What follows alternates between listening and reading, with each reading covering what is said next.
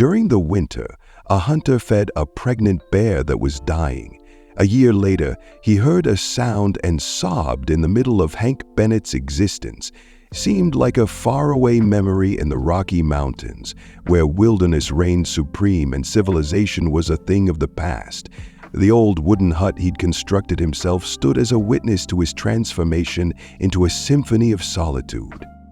The solid timbers of his self-imposed exile moaned softly in the winter winds that every morning, when the sun painted the mountain peaks in shades of amber and gold, it swept across the snow-covered countryside.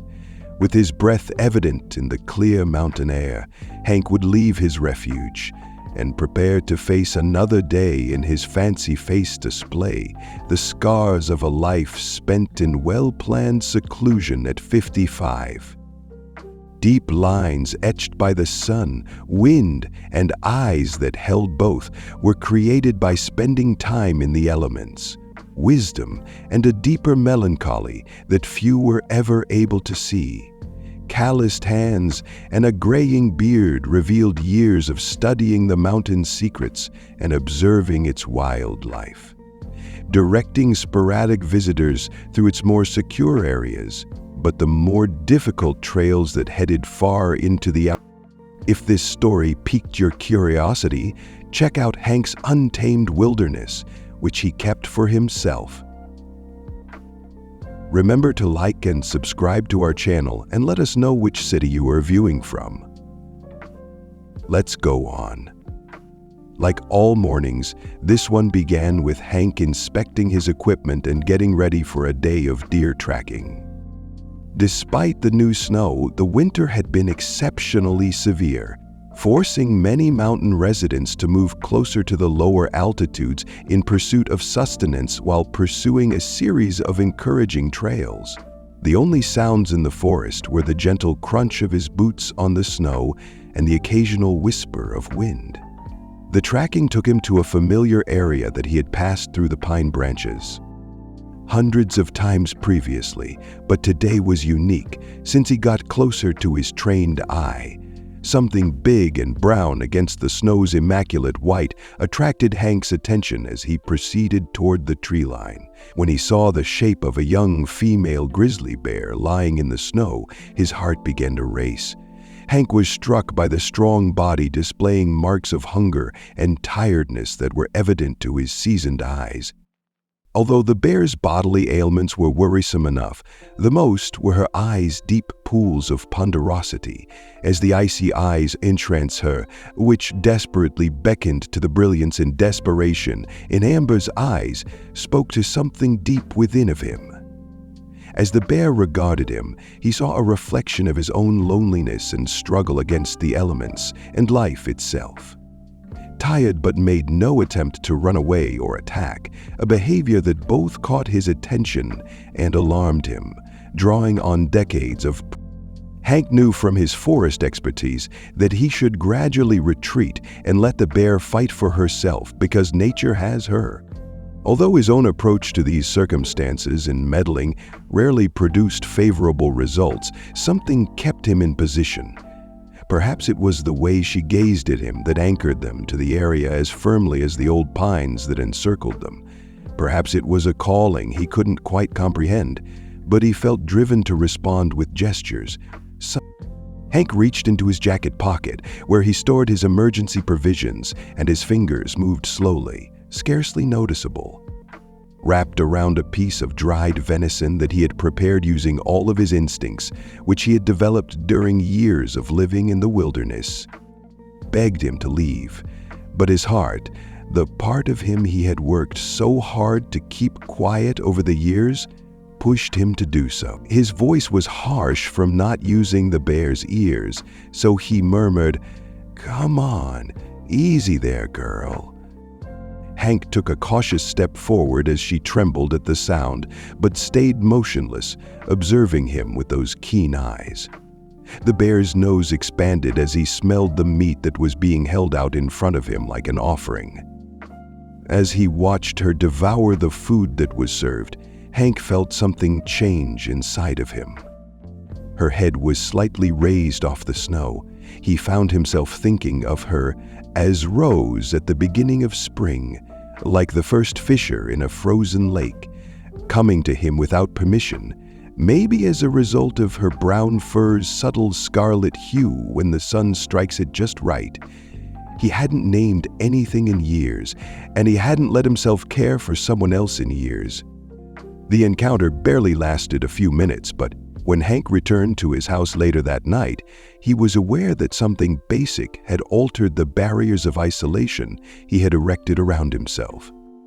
As he sat by his fireplace that night, it seemed suddenly less solid and unnecessary. He found himself contemplating Rose as the flames created dancing shadows on the cottage walls, wondering if she... Against his better judgment, he found shelter from the biting cold the following morning. Hank convinced himself he was only going to check on her and put extra supplies in his rucksack. He was overcome with a sense of eagerness as soon as he stepped outside into the clear morning air. It excited and frightened him a little, something he hadn't done in years. Did Hank realize that this small deed of compassion, this encounter with a wild animal, would initiate a sequence of events that would not only contradict his preconceived notions about wilderness survival, but would also compel him to confront the primary reasons he had first decided to live a solitary life?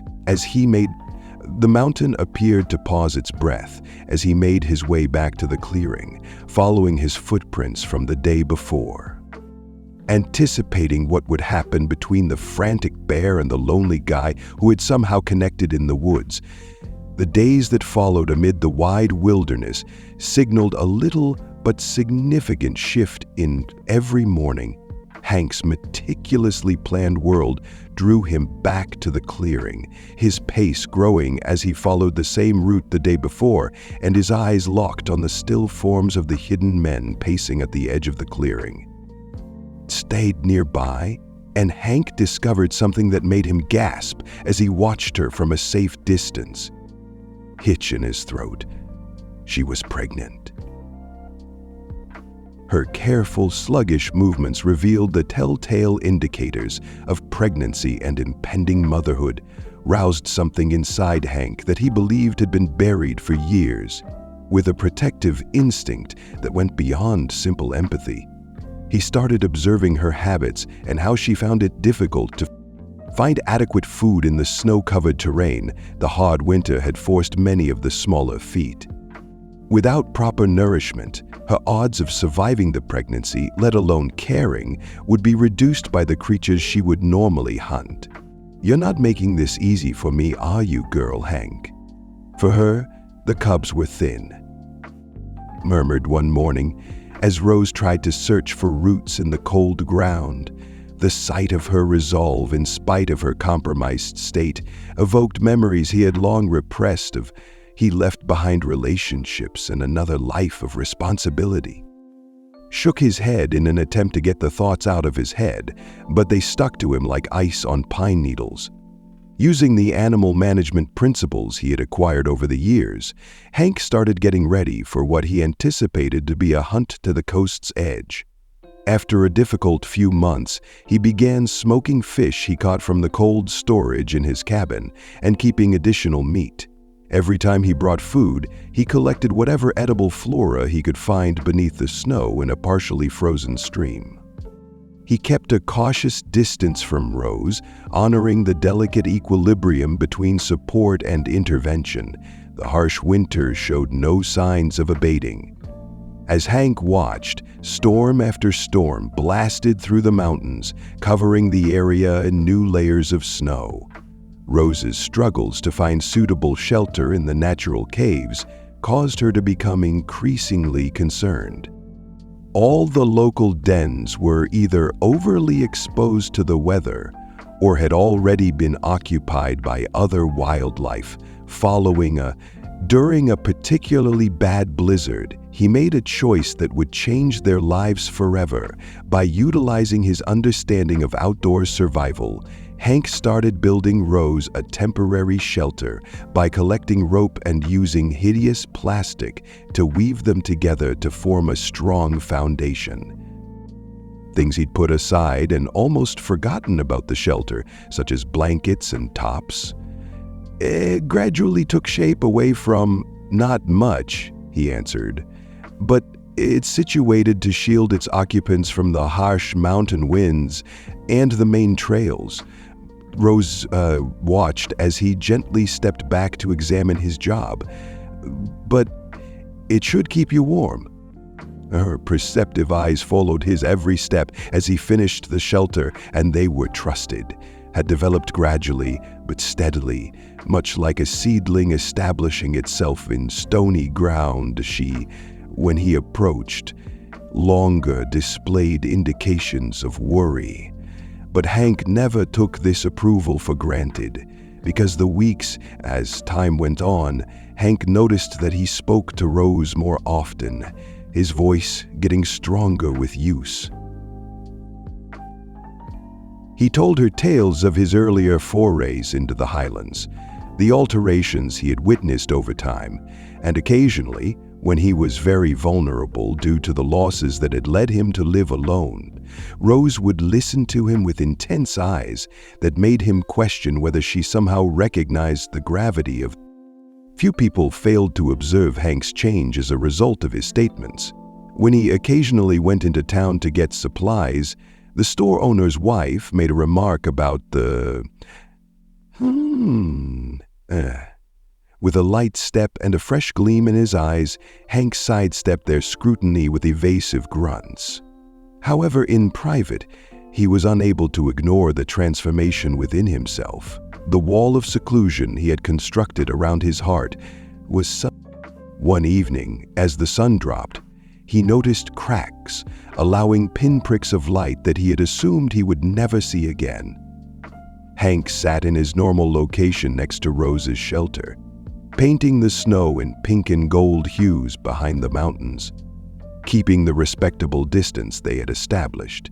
The sky was clear, but the air was chilly. As he saw Rose getting comfortable in her shelter, he saw that her breathing had become moved more cautiously during labor, and it was obvious that she would give delivery. Soon after, the realization made him feel both excited and dreadful. He was always risky in the forest, and the current winter had just made things worse. Difficult Hank was aware that the coming days would be crucial for him, as well as Rose and her cubs. Went too far in deciding to assist her, and as he returned to his cabin, there was no going back. Hank felt the weight of his choice settling about him as the stars in the night sky began to emerge like diamonds, his shoulders like a comfortable blanket. Unaware that the true difficulties were still to come, the arrival of his dedication to keeping children safe would be put to the test when Rose's cubs started a chain of events that would additionally make him face the reasons he first decided to live a solitary life.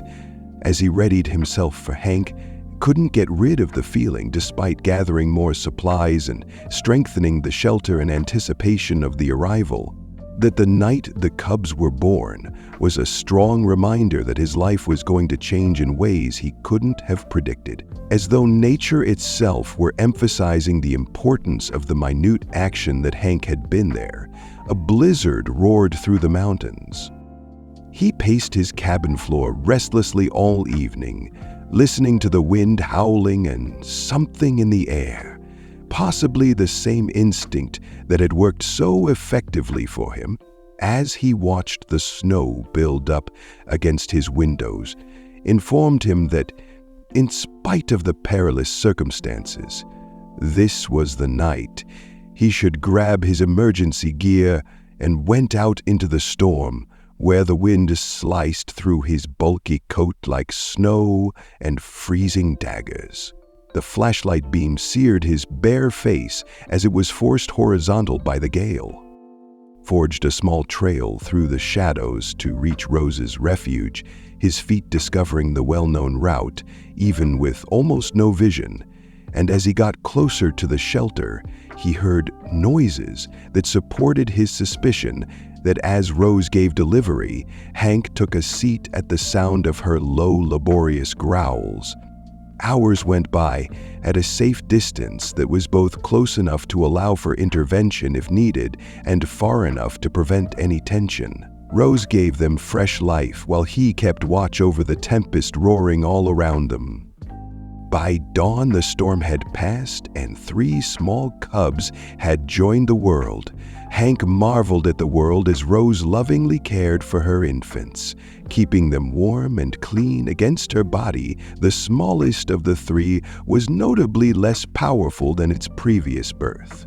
He was particularly drawn to the siblings' tenacious attempts to feel their mother's love, caused Hank to feel intense emotions. And that's it, Tiny Tommy. He muttered the name. As he observed the tiniest cub, it came to him naturally. "You're a fighter, aren't you?" he said, silently naming the other 2 cubs. In his mind, the female S.E. Stars with a characteristic white patch on her chest, and the bigger male became Buck. Even in these early days, each so-called star had a distinct personality that developed over the next few weeks. Hank extended his visits and brought extra food, demonstrating a delicate dance of prudence and care. He learned to read the small fluctuations in Rose's strength, which she needed to sustain in order to nurse the cubs. Their relationship grew stronger as a result of her actions when she accepted his presence and when she sought space, mutual regard and comprehension. Tommy, after the tiniest cub, kept grabbing Hank's interest while his siblings got stronger every day, but Hank's improvement was more methodical while Tommy's was slower. Saw a reflection of himself in the young cub's tenacity and became especially engaged in their survival. Facing hardship, he started to spend more time watching the family, recording all of the cubs' developmental milestones in a worn journal. As winter started to ease its hold on the mountains, new difficulties surfaced.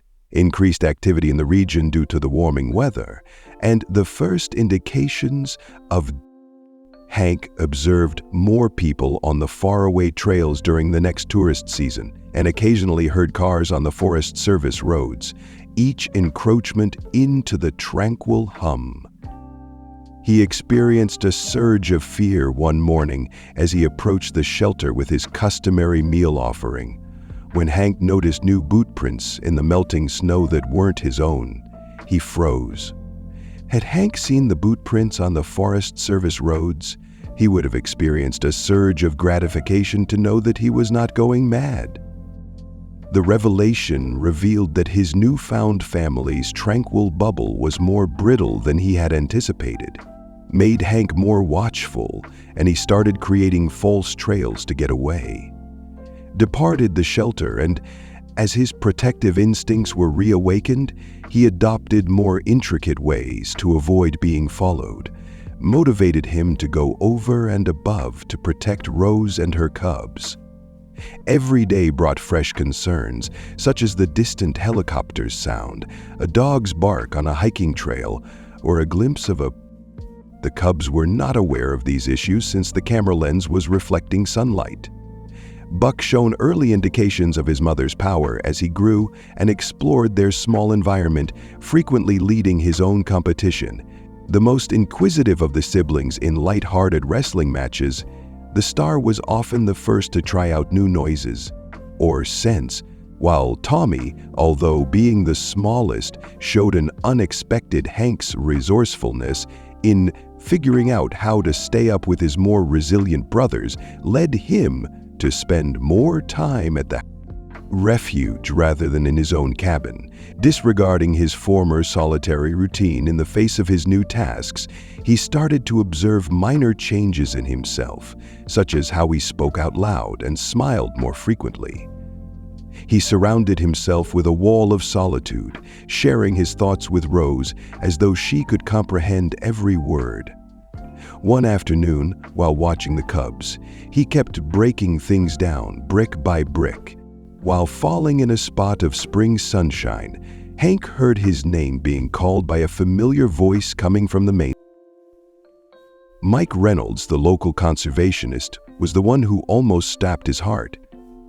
Officer and among the few individuals Hank had thought of as friends in his former life, the sound acted as a harsh reminder that his tranquil life with Rose and her cubs was only possible because of the stolen time that the outer world was approaching, and he would soon have to make choices that would impact not just his life, but also the bears' lives. As Mike's voice got closer, Hank immediately realized how much he had grown to care for his belongings, apologized to Rose in private, and proceeded to stop his old acquaintance. The quiet seclusion of winter was coming to an end before he could find the refuge, and with it, Hank's straightforward clarity. The actual difficulties in his quest to safeguard his adopted family were only getting started, and they would put to the test both his inventiveness and his comprehension of the boundaries between the wild and the human. Actually, that afternoon's encounter with Mike on the trail signaled the start of An old acquaintance of Hank's appeared in front of him during a difficult moment, looking more like his old self. His green conservation service outfit, with its immaculately pressed insignia glinting, was essentially the same as it had been years before. In the springtime brightness, yet Mike's eyes had a strain that was different from what it had been previously. "It's been a while since anyone has seen you around town," Mike replied, holding out his hand. "The attempt at that comedy failed, and some people began to question whether you had permanently become a hermit." Mike's voice had an underlying worry that Hank couldn't help but notice, so he forced a smile. "Painfully conscious of their proximity to Rose's refuge, you are aware of my preference, Mike, the companionship of trees to people most days." He purposefully stood in such a way as to obstruct the bear's passage. Mike stated, "I'm here because I'm hoping that his old friend won't notice the nervousness in his stance." Expression becoming more severe, we've been hearing of increased activity in the area compared to normal for this period of. He stopped studying because several of the local farmers are becoming anxious this year, especially as carving season approaches. The question hovered between them, and Hank's look said, "You wouldn't happen to know anything about that, would you?" Laden with implication, Hank's heart rate increased, but he maintained a neutral demeanor. "Bears are a part of." Mike pointed to the nearby forest and said, "These mountains have always been better than most." Mike sighed, taking off his service cap and stroking his graying hair. "Is there home too?" "Hank, the tourism board is advocating for additional paths in this region and is considering enlarging the population for safety of the farmers. Are already worrying about predators, so perhaps some picturesque pathways or even viewing platforms could be added. Control." And now that these additional occurrences had occurred, he left the ramifications unsaid. Hank was slammed with the news. Similar to a physical assault, more trails meant more individuals, more disruption, and greater danger.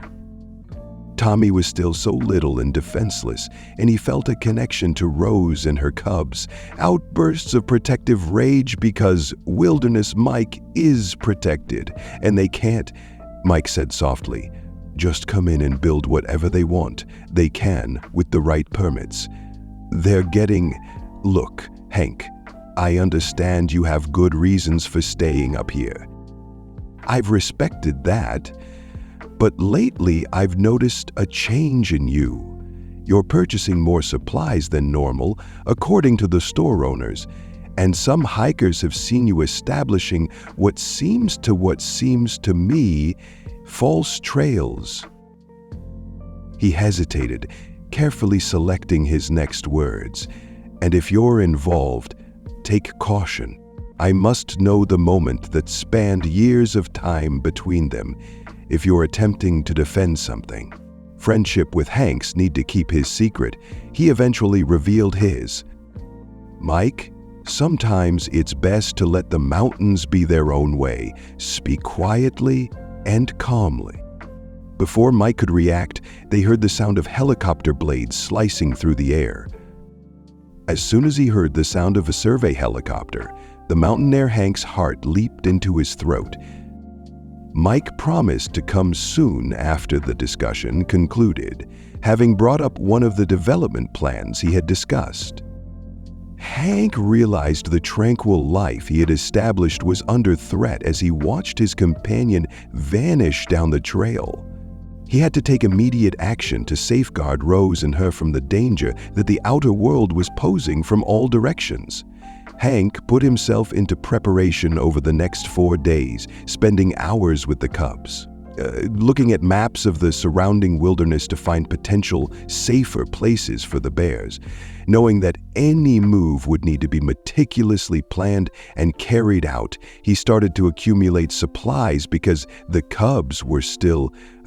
As he watched Rose, he was concerned about more than just the physical difficulties. Even though he was young and any journey would be dangerous, her cubs are being taught to forage, and Buck is being tested for strength against fallen log star. Tommy's ingenious discovery of each new scent and his unwavering curiosity strategies to stay up with his brothers, Hank became aware of how interwoven his life had become with theirs. The idea of one evening it was nearly intolerable to lose them because you had failed to protect them.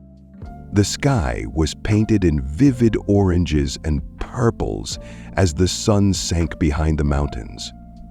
While Hank was sitting close to the shelter, taking notes in his journal, the cubs were playing nearby, tumbling and growling.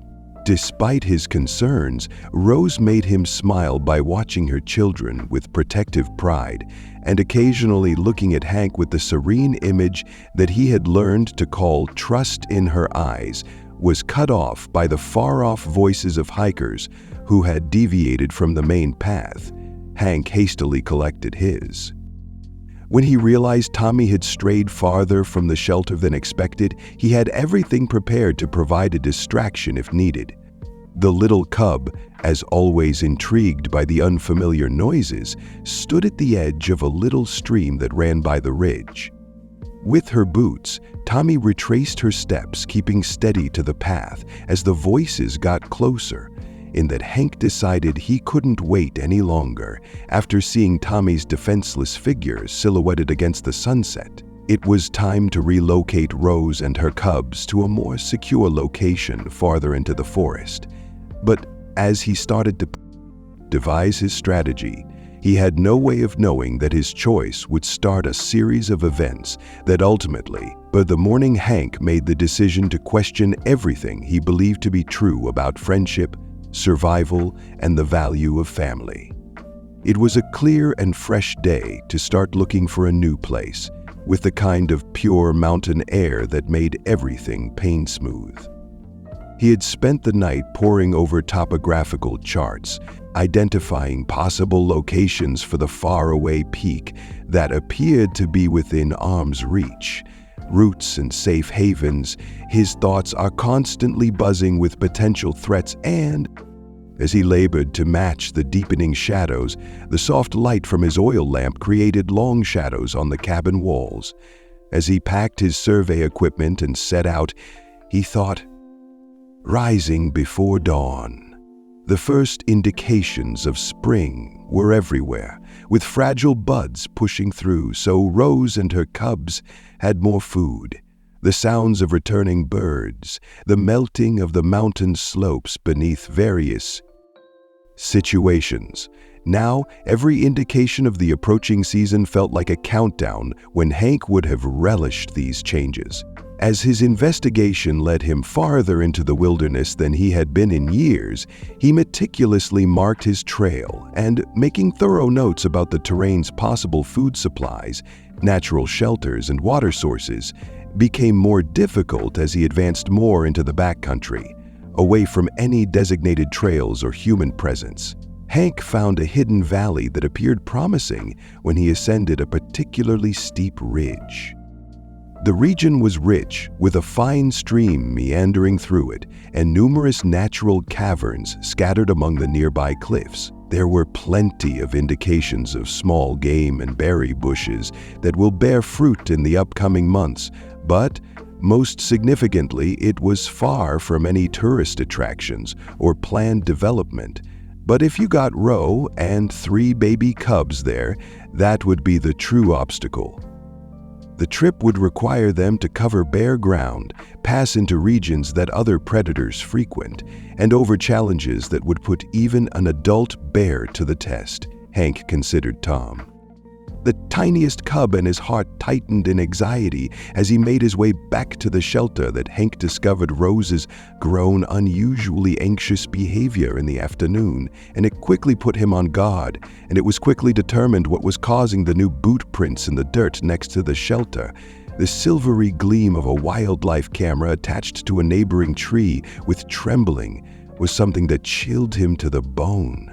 Hank took out the camera, which was a high-end model similar to the ones used by someone with expertise in wildlife photography or study, had been keeping an eye on the region, and from the moment he'd rolled away, they stuck their heads out to look back. The ramifications struck when they realized the camera's location regarding Rose and her cubs. That night, as he sat in his cabin going over the day's events, he realized that their secret was no longer safe. Writes that he almost jumped out of his skin when he heard Mike knock on his door unexpectedly, and this time he wasn't by himself. A woman wearing a sharp business suit stood next to him, holding her tablet computer firmly against her chest. "Hank, this is M. Sarah Chen from The Wildlife," Mike remarked solemnly. "Conservation Board. The woman moved out to offer to talk to you about some observations in the neighborhood. Mr. Bennett, we've been keeping an eye out for any odd bear activity in this region. Our data indicates that a mother, cubs, and many sources are present, have suggested that you may know where they are." Hank's thoughts were racing as he invited them inside. Cautious to maintain a neutral expression, the cabin felt suddenly too small as well.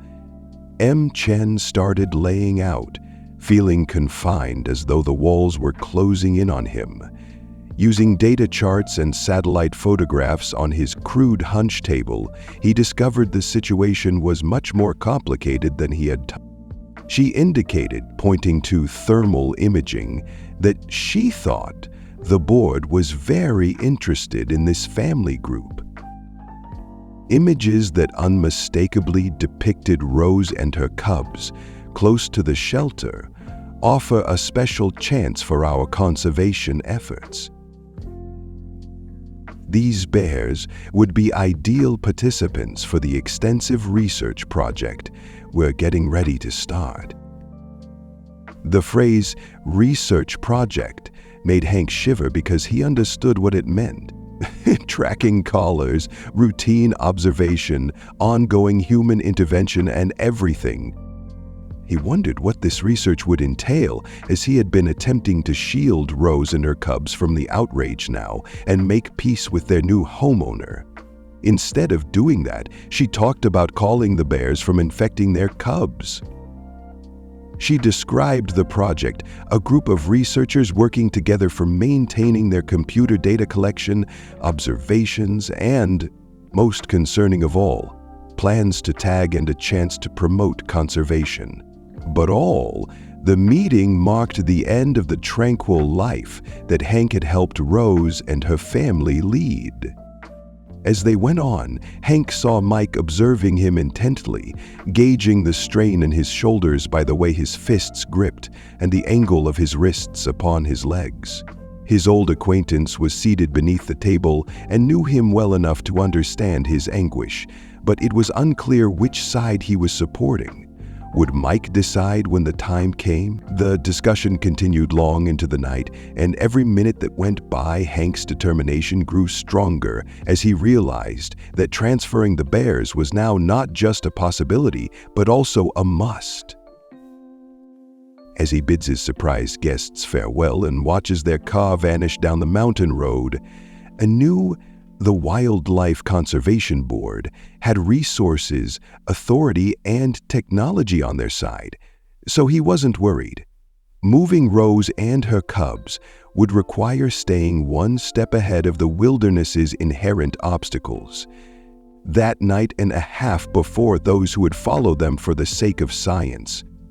Through his cabin window, the moon created silver shadows, and Hank started getting ready for what he knew would be the most difficult voyage of his life. The period for meticulous preparation was ended. They had to relocate quickly. But first, he had to determine how to turn off that wildlife camera without drawing attention to yourself, and more significantly, how to prevent others from following them, as dawn was just beginning to break when they eventually fled into the deeper wilderness. Handling the wildlife camera was the first task Hank had to complete as he started carrying out his plan. After a restless night of thought, he had devised a plan that he believed would buy them some time without causing any instant suspicion. He gently moved the camera to focus on an area he knew was home to wildlife, location that is frequently visited by deer and elk, giving the impression that the tree's natural movements were the reason for the adjustment. In order to prepare Rose and her cubs for the bears' upcoming voyage, the following test was far more difficult. The cubs in particular, who had become accustomed to the safety of their home and the surroundings, had no. Hank understood he would have to gradually improve their stamina and strength for long-distance travel. He started by enlarging their feeding area and arranging food strategically, being wary of any onlookers. Rose appeared to sense that the family was being encouraged to travel farther each day as they got farther away from the shelter. Buck and Star gladly followed their mother's instructions, rapidly adjusting to the new regimen. But Tommy's advancement worried Hank, the tiniest cub, who continued to struggle with. Hank whispered, "Come on, little one," as he frequently fell behind his siblings in distance. Seeing Tommy resolutely climb a difficult slope gives you hope that you have more strength than any of them know. That when the cub eventually made it to the top, his heart grew with pride thanks to a cunning zigzag design that made the climb easier. The quiet setting was broken by the sound of an approaching chopper. Hank swiftly led Rose and the cubs. His heart was racing as the plane flew over the security cameras as they simulated going to a hidden location. Later that afternoon, planes had increased in frequency, and each one made their predicament more urgent. As Hank checked his backup trails, he came across new boot prints that chilled him to the bone. These weren't the meticulous footprints of researchers or conservation authorities, which included the thick marks of hunting boots, and even though the season was over, some residents had started performing their own surveillance because they are worried about bears being so near their properties. When Hank got back to his cabin that night, he discovered a message from Mike on his satellite phone. This was the only way. He kept up-to-date emergency equipment, and the Wildlife Conservation Board was expediting its plans, would be arriving within the week to start their research project fully equipped with a team.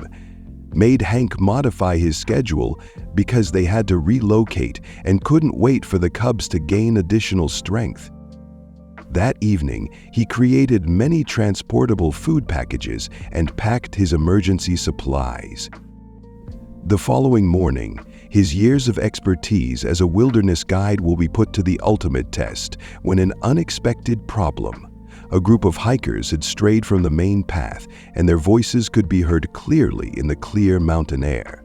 As they got closer to Rose's refuge, Hank noticed a sudden quiet while Rose hurriedly gathered her cubs, leading them to the hiding place they had practiced. But Tommy was sidetracked by a butterfly and failed. As soon as one of the hikers held out a camera and pointed it in Tommy's direction, Hank's heart almost stopped. Unthinkingly, he emerged from his hiding place and purposefully made noise to attract attention to himself. "This area is," he yelled in his best commanding voice that it was closed, "for the safety of wildlife. You must go back to the designated trail," because the hikers were taken aback by his abrupt. Hank hurriedly apologized and turned around, waiting for them to recover. Tommy had eventually joined his family in their hiding place before Hank checked on the bears, but the near miss left Hank as he made his last preparations that evening. He was shaken because they had almost lost everything due to a butterfly. Seeing something that made their predicament even more complicated, Rose's behavior had changed slightly, was more watchful and protective, and years of studying wildlife informed him that this indicated the presence of another bear in the neighborhood. Rose's presence is likely to attract a male bear, although a male bear would typically be a natural defender for, in their current circumstance, the family group's already complicated equation gained an unforeseen component. If the male was angry or possessive, which can compel Rose to run in an unexpected direction, possibly directly into the places they lamplight. Hank traced his maps one last time, which they were attempting to avoid reviewing. The escape path he had selected would lead them across some of the most difficult terrain in the area. However, it was also the least likely route to be seen or followed. They would have to cross two streams and make their way through a succession of. Before arriving at the relative safety of the hidden valley, he had to cross a high mountain pass and a series of rocky ridges. Discovered that as he was gathering his equipment and rolling up the maps, Hank heard the sound of a distant sound of cars on the Forest Service road. They would have to start their journey before dawn tomorrow. Everything would rely on the following few hours, and Hank could only pray that his preparation would be sufficient as he ventured out into the gathering dusk to conduct his last inspections. The world was still covered in pre-dawn darkness when Hank had enough light to see them all safely through what was ahead. Hank took seat of the first lamp that he'd brought, drawing in the darkness from the garage, and started the most important part of his strategy by strolling into the woodland in silence, his breath apparent in the chilly morning air. He deliberately created a number of false trails that led off the path that would ultimately need years of exploration. Speed experience had taught him how to conceal his genuine destination talents while creating realistic tracks, which he had never thought possible. His first goal when utilizing anything like this was to create a distraction that would buy him time to work the Cybertrack out of Marijuana. Using the meticulously kept naked fur he had gathered from Rose's refuge and placed, he produced evidence of the naked family traveling northeast toward a well-known wildlife area by placing old tracks. For a mother bear looking for fresh territory, the corridor would be the natural choice, clear enough to deflect attention. When Hank arrived at Rose's shelter for what he knew would be their genuine journey, the sky was just starting to brighten. Rose's intuition told her that something was different the last time the bear family was already awake. Observing their mother's attentiveness, the cubs were particularly calm this morning. Even little Tommy, who always greeted Hank with enthusiastic gestures. "This is it, girl," Hank muttered. He started lying, his voice raspy with emotion. Time to trust me again. Distributing little amounts of high-energy foods, such as dried meat and fish, to make a trail that would guide them to their escape. En route, Rose kept a close eye on him, her perceptive gaze tracking his every step, as though she recognized how crucial that was to her success. As they started their journey, the first significant obstacle they faced was having to cross an exposed ridge. Remaining concealed from the valley underneath, where the Forest Service road meandered through the mountains, the timing had to be ideal. Early enough to miss the helicopter surveys that were conducted every day, yet late enough to... With the help of shadows for cover, Rose patiently guided her cubs. Buck and Star remained with their mother after Hank's meticulously planned path, but Tommy had trouble with every time the tiniest cub stumbled or fell behind on the steep terrain. Hank's heart tightened, but the little bear showed unexpected fortitude in coming up with innovative solutions to the challenging journey. Their pace was excruciatingly sluggish. What Hank would have done alone in a few hours turned into a cautious day-long journey, with every sound the bears made, a far-off engine, a breaking branch, a bird's call, caused the cubs, who are not used to such prolonged travel, should be frozen and covered. Hank used to scout ahead and look for any indications of frequent rest stops. Nevertheless, the sun had fully risen by mid-morning, and the heat was starting to take its toll. The cubs, Tommy in particular, displayed signs of exhaustion after reaching a particularly difficult area with the steep and exquisitely colorful drapery trees. As they started their ascent up an old rocky slope with no protection, the distant sound of rotor blades reverberated through the valley. With his pulse racing, Hank led the bear family swiftly into a natural hollow beneath an outcropping. He could see the helicopter following the fake trail he had made as it drew nearer from where they were hiding. Ock was undoubtedly using powerful cameras and thermal imaging equipment to scan the ground below as the helicopter flew by. Hank was startled by the near miss, but they needed to move more quickly because the cubs were already pushing their boundaries. He saw their tiny bodies nestled against their mother and knew he would need to change his plan. They needed a different route, even if it meant a longer journey, because the one he had originally planned was too exposed. As the test day went on, other issues surfaced, and the distant sound of dogs barking indicated that ground crews had started to explore the area. And to make matters worse, Hank found new bear tracks that weren't Rose's or hers. Cubs, the male bear was pursuing them. Its presence made their already dangerous situation even more unpredictable. Circumstances, by the late afternoon, they arrived to a crucial juncture in their journey. They had to cross a tiny pass between two peaks before midnight, and it provided their best opportunity to losing any chasers. But the terrain was dangerous, particularly for the little cubs as they got closer to the storm clouds. Started to assemble above the mountains, posing a threat to make their escape even more challenging. Hank researched the sky was getting darker, and there was increasing fear that a storm would make the pass even more hazardous, but going back wasn't an option. Alternative, and as thunder roared in, they were now committed for better or worse. The distance he gazed at Rose and her cubs, especially at Tommy, who remained resolute in spite of his weariness. "Shine in his eyes, we'll get through this," Hank said quietly. But he was uncertain if he was comforting the bears or himself, because the wind was increasing, and bringing the first few drops of rain was falling behind them, and the sounds of the search dogs were getting a little louder. As they started, the small paths awaited their entryway to either safety or catastrophe.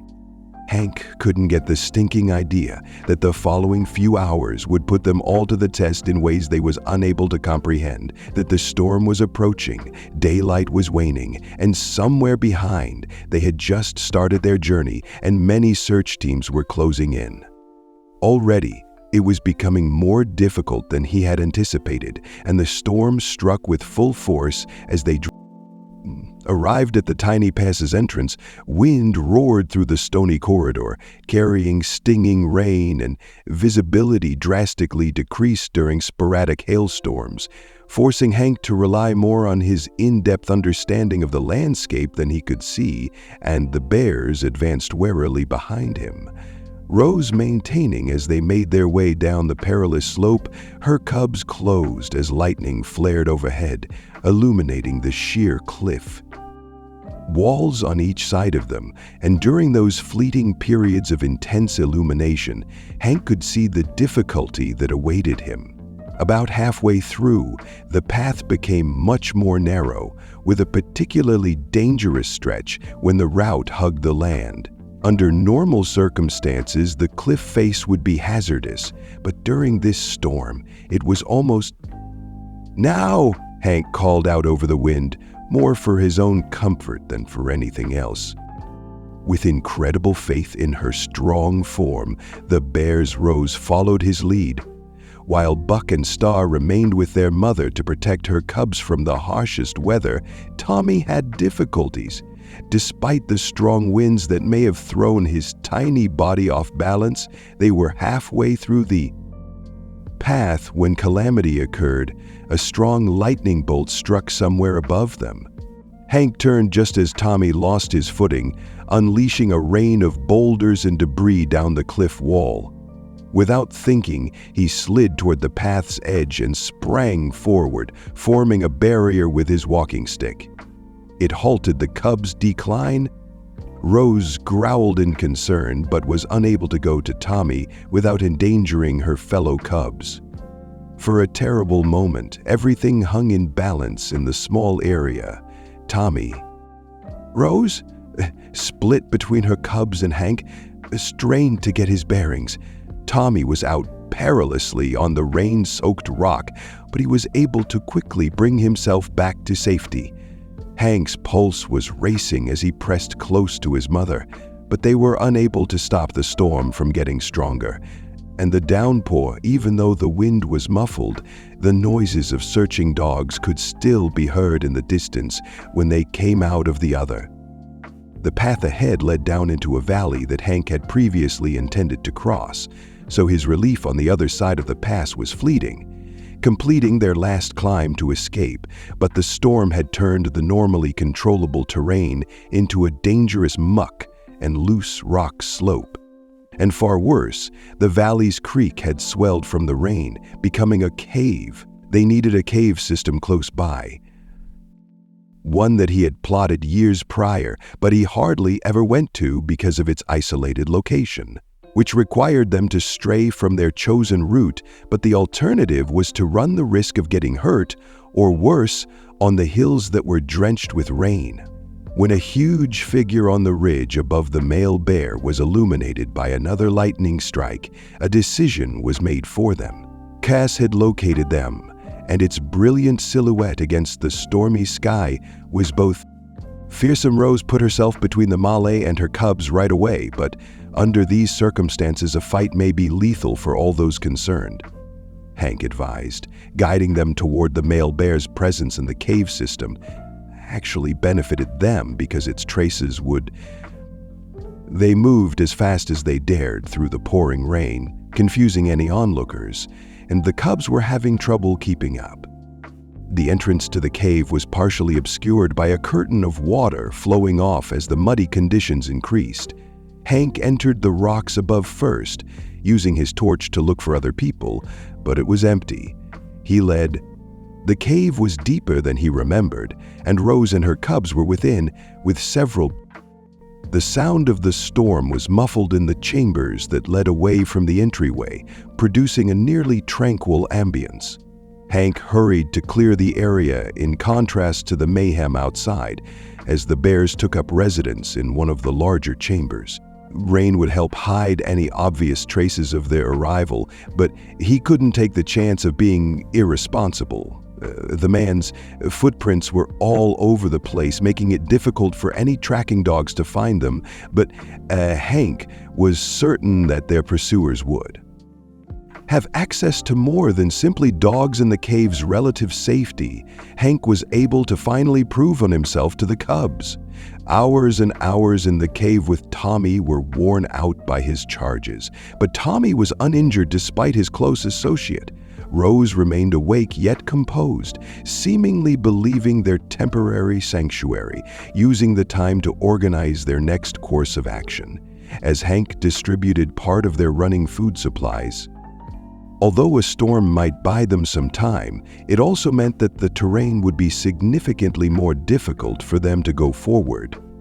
It would be difficult to cross the flooded stream, and climbing would be dangerous due to the muddy hills.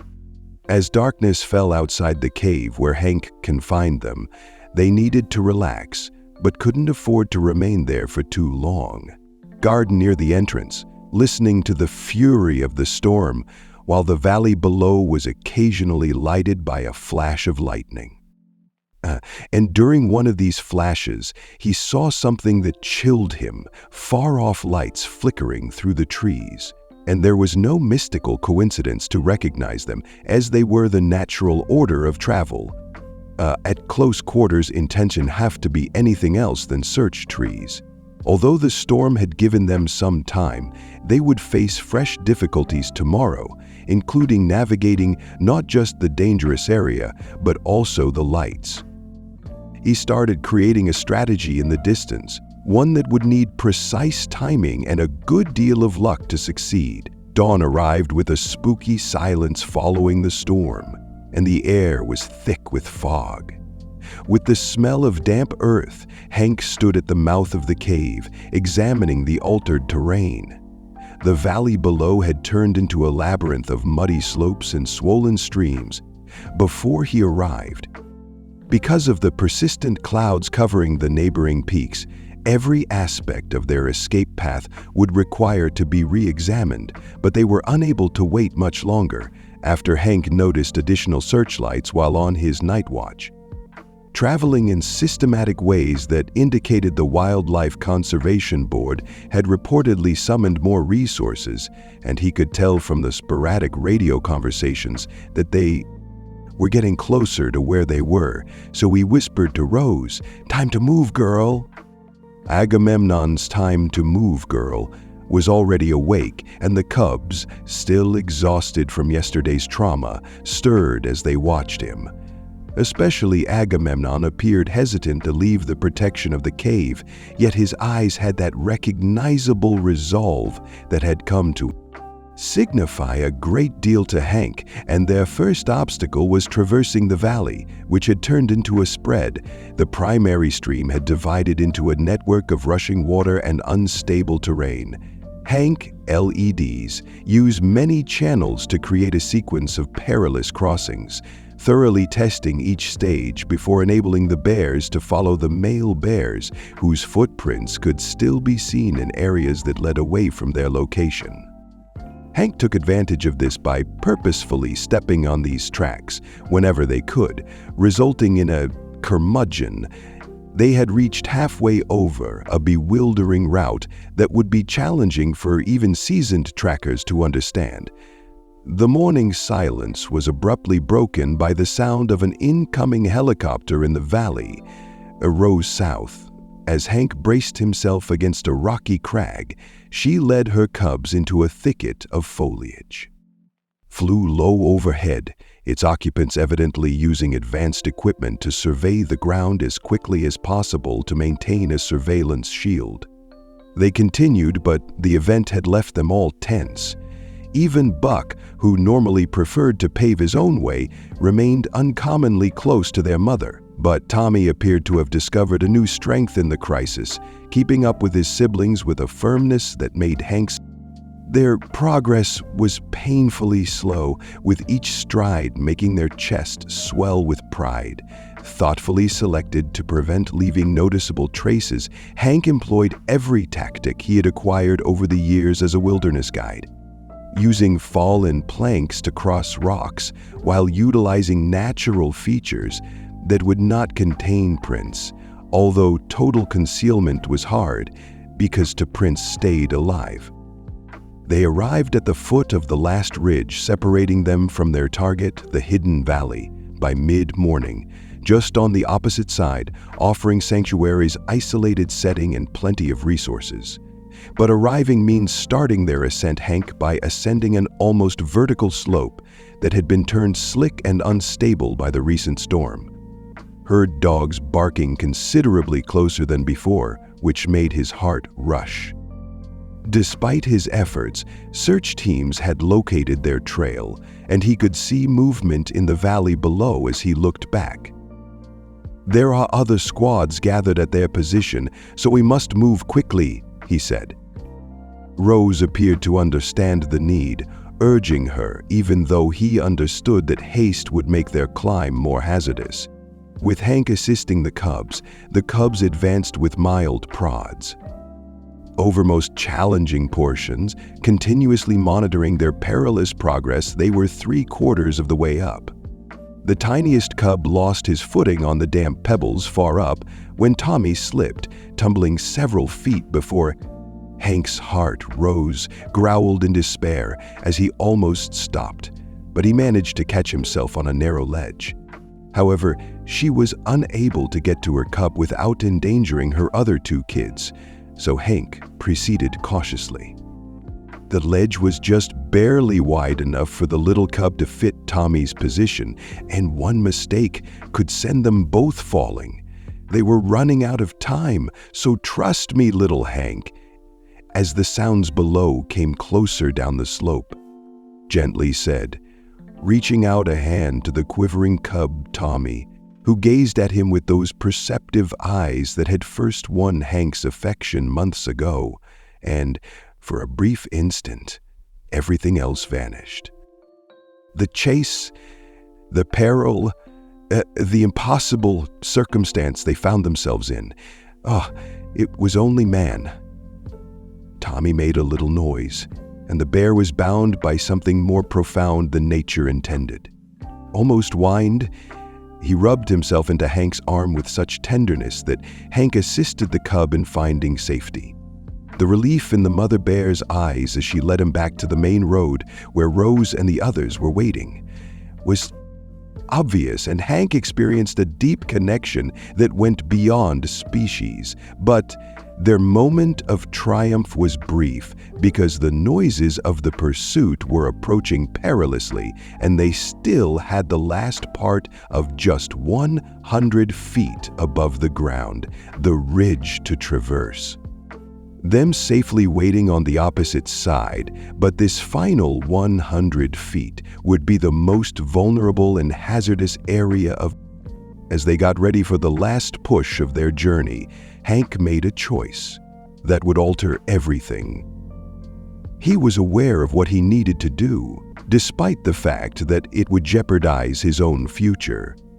At Rose and her cubs, Tommy's dependable eyes, Star's inquisitive stare, and Buck's resolute posture, knowing that the hidden valley was waiting for them, yet to secure their escape, Hank would first need to make one more desperate gamble while standing on the edge of his. Rose's eyes were Hank's final glance at the family he had come to love, met him with a trust that had been gained over the course of months of the cubs' care and protection. But resolutely cuddled near their mother at that very moment, Hank understood exactly what he involved. Quick, rehearsed motions, so he took off his outer jacket and started. His scent would be sufficiently carried by the jacket to create a false trail that went away from the bears of position. Draw the tracking dogs. Then he took his emergency flare and went to a location. He said, set it off the bright red light cutting through the morning mist, go around 50 yards from the bears.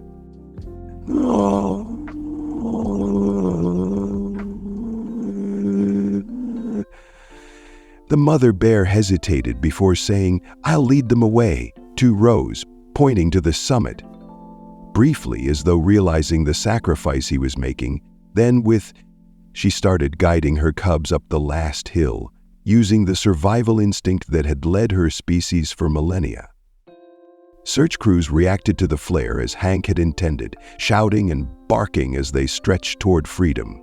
Through openings in the mist, he could see one of their dogs converged on his position, away from the bear's K escape route.